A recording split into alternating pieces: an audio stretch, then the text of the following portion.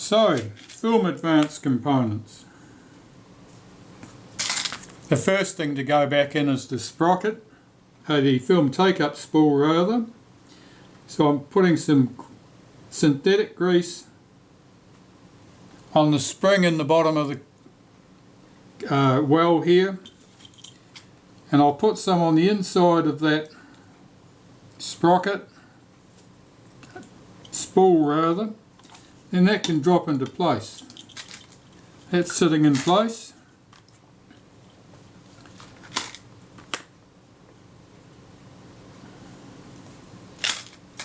Here's the guide bush for the film advance. So I'll put a bit of synthetic grease in there. Some on our advance shaft for good measure.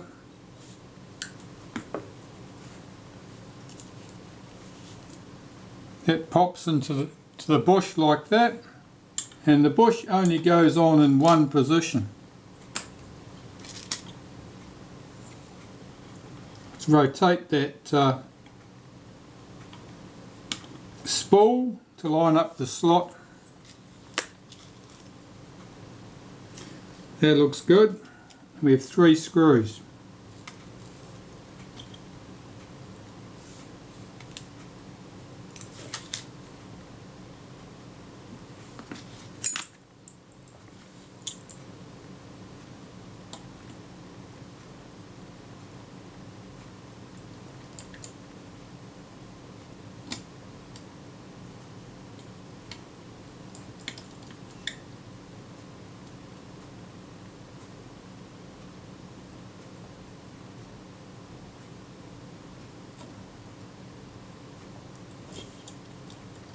Those 3 screws started.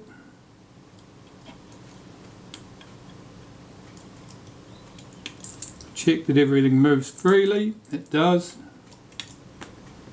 And do those 3 screws up tight.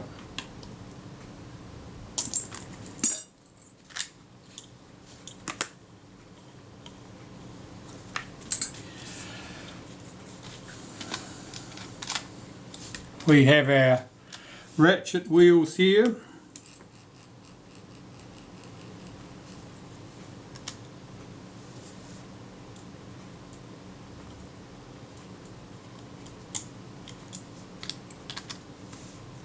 And I better check which way round I put these.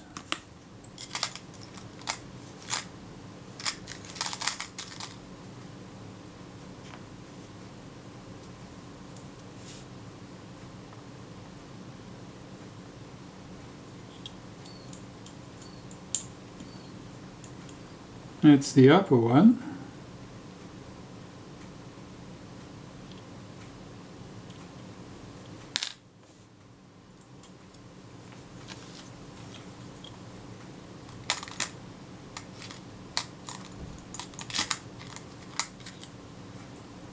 That's the lower one.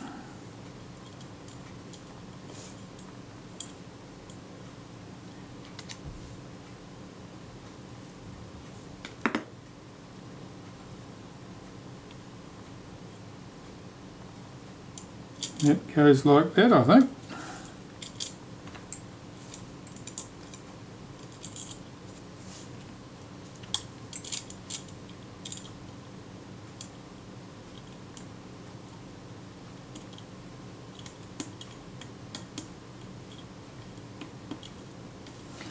Didn't really want to go on. Let's try its mate.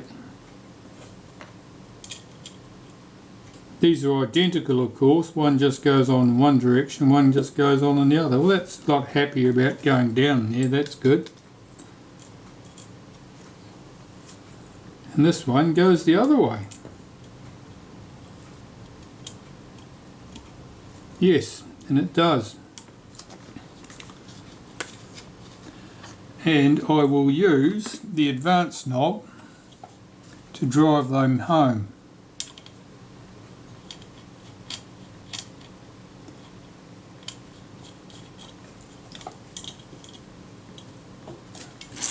What I'm doing is I'm using the action of that advance knob as it screws on to push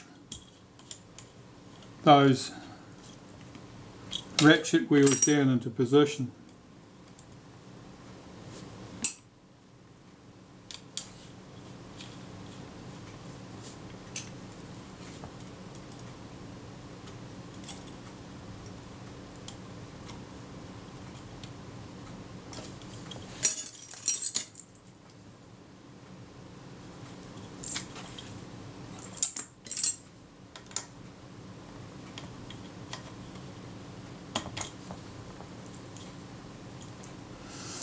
That's better.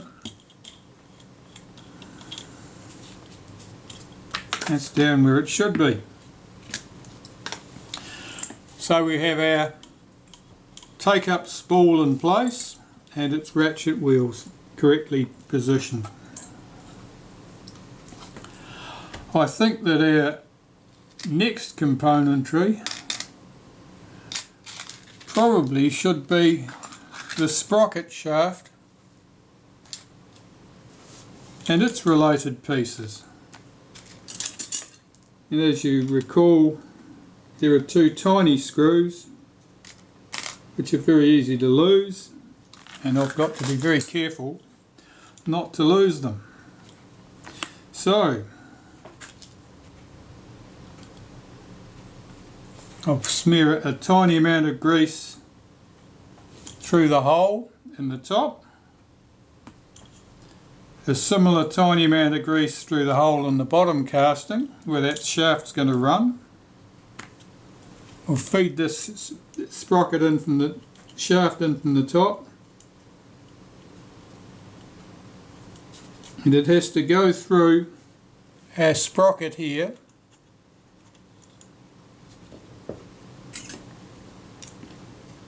and through the roller here and down into position in the body. That's all done. Now I'll need to rotate the shaft until I can see the hole for that screw to run into. There it is.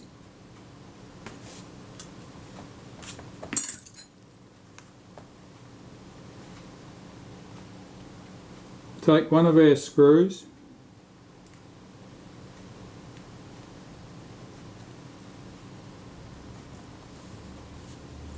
try not to lose it like that.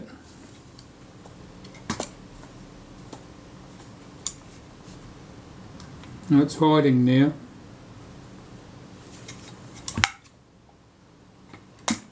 Here it is.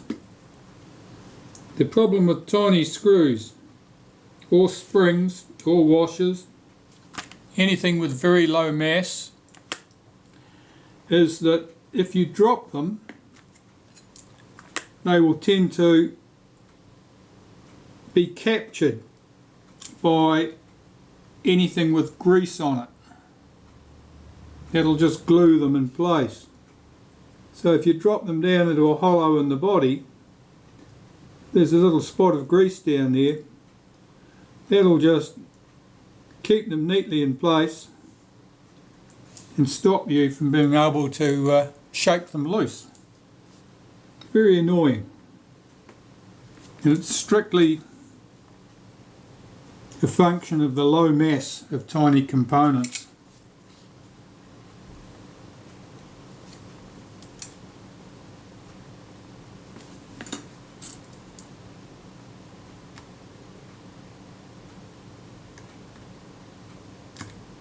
Oh, this screwdriver is magnetic and it is doing its best to lift the screw out of position so that I can't get it started correctly. Okay, I have that. Now there's a hole in the shaft that the screw will enter. There it is, which will stops the screw from being able to move. Means it can't come loose for all practical purposes. Well, that sprocket shaft now is in place and it's nice and smooth in action. Much better than it was earlier, even though I said that it was probably okay. It's much better than okay now. I'll need to turn my attention to putting the rest of the controls for the film advance in place, I think. Alright, continuing on with reassembling the film advance components on this Retina II type 142. A bit of dust and dirt around the edge of that body. I'm just going to see if that'll clean out. I've wiped around it already, but it looks quite obvious to me. Just see if that stuff will lift out or whether it's embedded.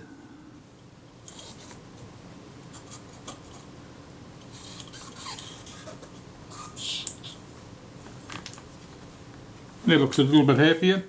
Alright, so what have we got? We can start with a spacer here and the gear. So I'll just give that a very gentle wipe with a bit of synthetic lubricant at the bottom.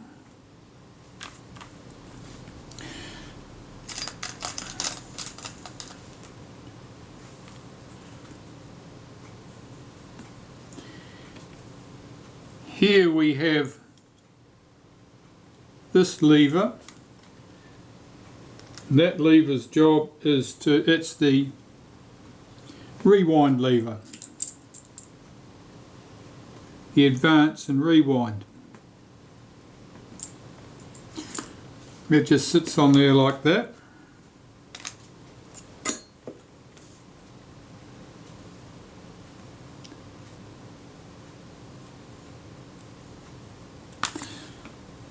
We have this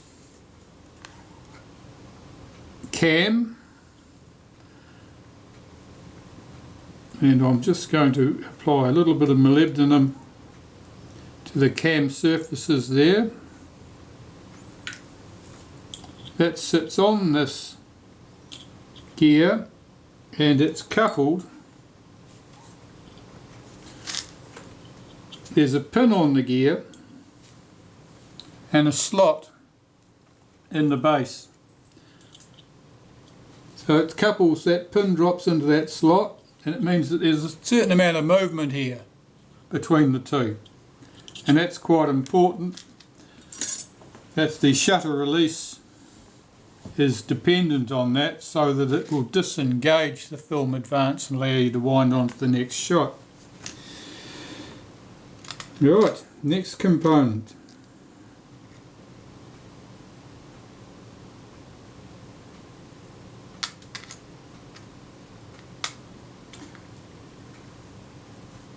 What do I want to put on here first?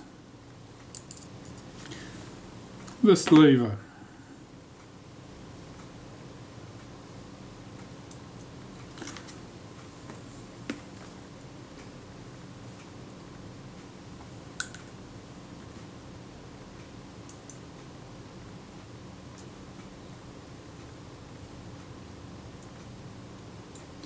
That's good. And that'll be held in place with a single screw. There are two screws that look like this. Fine threads because they go down into that post, and quite broad heads on them.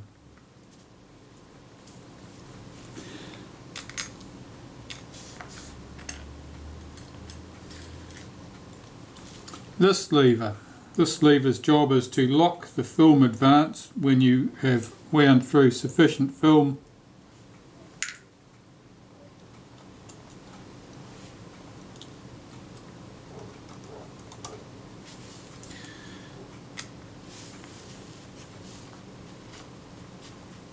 And this lever goes on top of it. Is it this way up?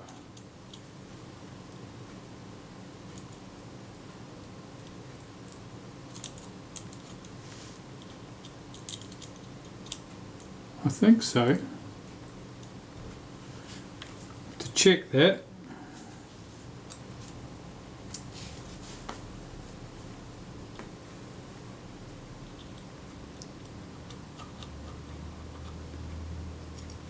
So it goes that way up.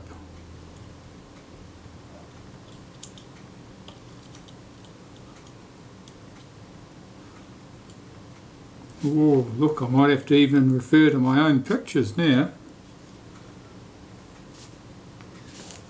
Let's see.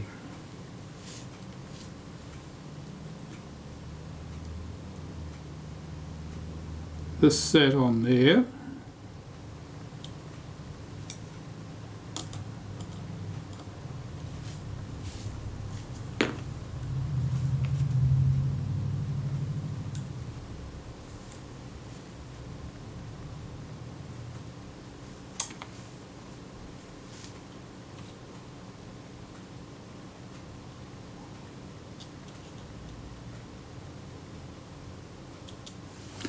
That sat on there. No, it didn't.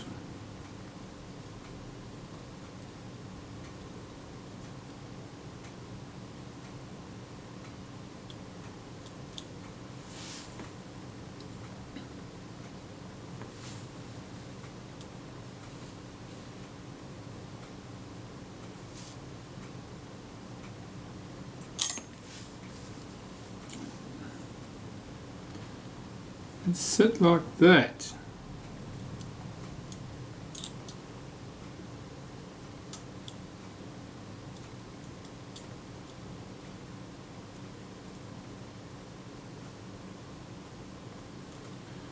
I think it's set like that. That spring presumably went all the way around there. That's looking promising.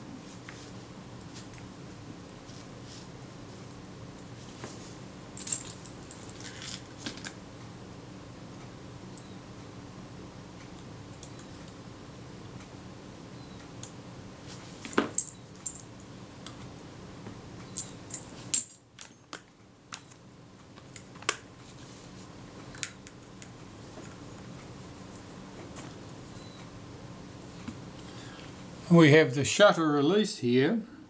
Now what I'm interested in here is putting some molybdenum on that angled section there, and in that groove there, so that this thing will run smoothly on that post. This should drop into place somewhere about there. It does.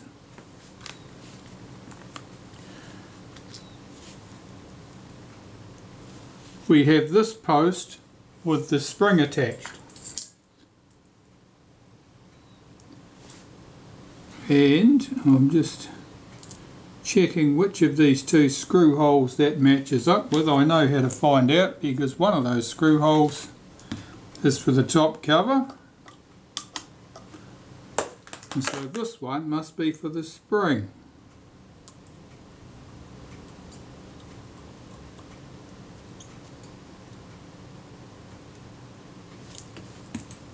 Just tighten that up. That spring hooks around there.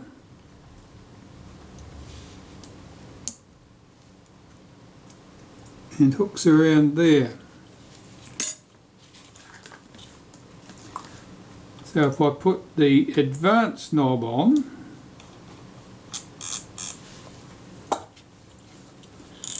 turn the advance knob, does anything lock? That's not pulling into place. Have I got that spring round the wrong way? Well, something's very tight there. That's not right.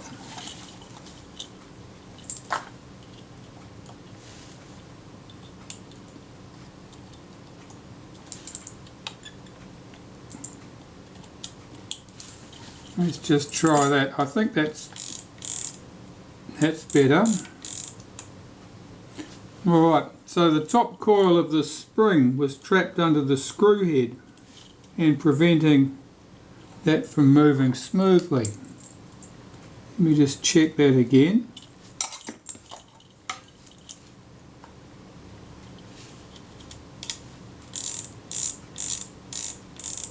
Well, it's certainly not moving smoothly.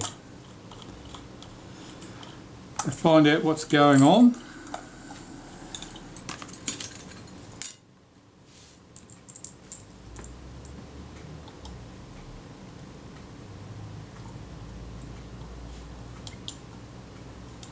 It's definitely something binding that up.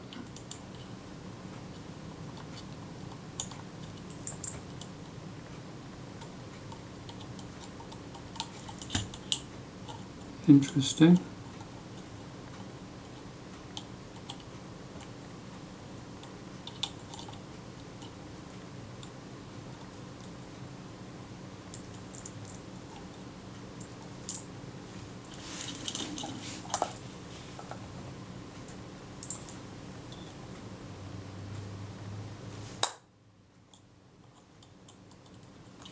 Those two levers are binding together for some reason. To find out the mystery of that one.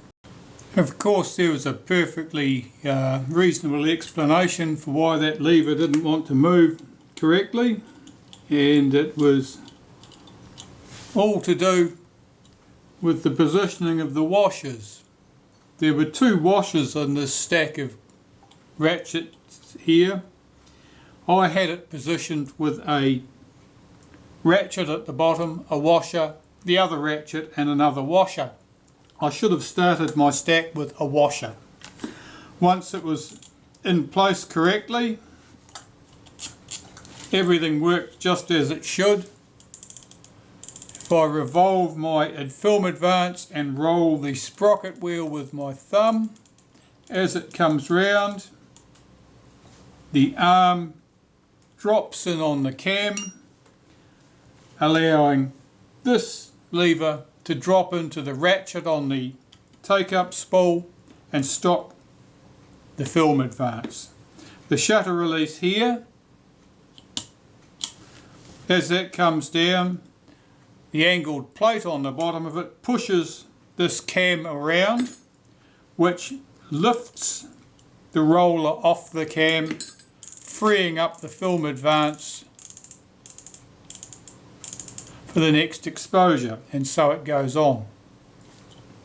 So the locking action happens on the take-up spool, but it is triggered by the revolution of the sprocket wheel over here.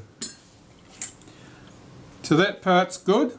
I might put the shutter release button loosely on the top there, just for convenience for testing.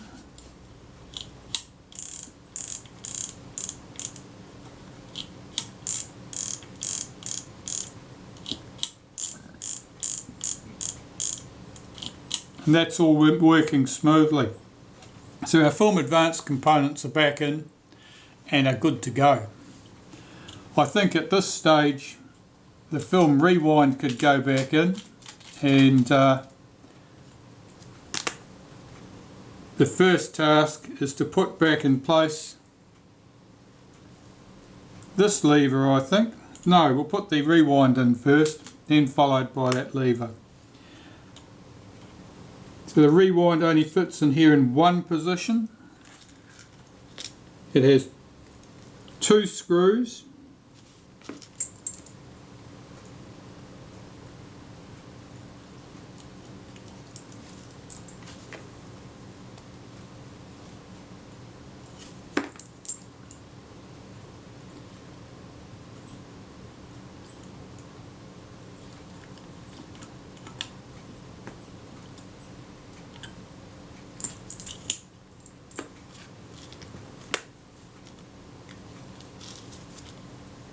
And this screw can go back in place.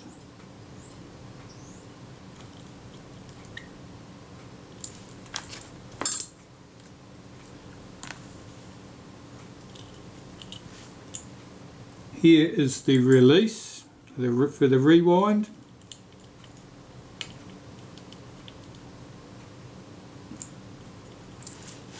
And the spring for this hooks under this pin and around this post. It's got quite a lot of tension on it. You don't want to let this go and have it whack round into your fingers. Like that.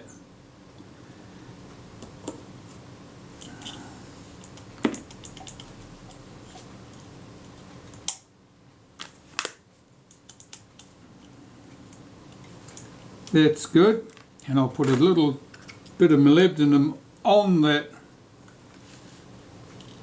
surface there where it drops into the rewind. Here we go. So the rewind locks in that position.